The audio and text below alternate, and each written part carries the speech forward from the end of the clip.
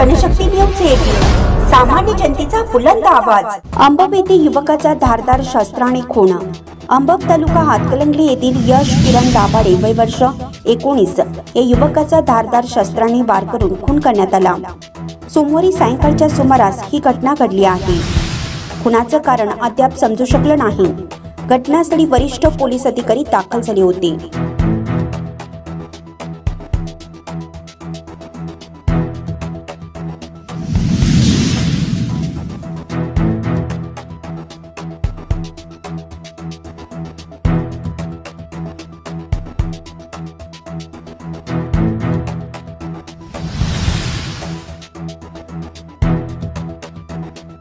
ताज्या बातम्यांसाठी Janshakti wise news या चॅनलला सबस्क्राइब करा, बेल आयकॉनवर क्लिक करा आणि हा व्हिडिओ सर्व सोशल मीडिया साइटवर शेअर करा।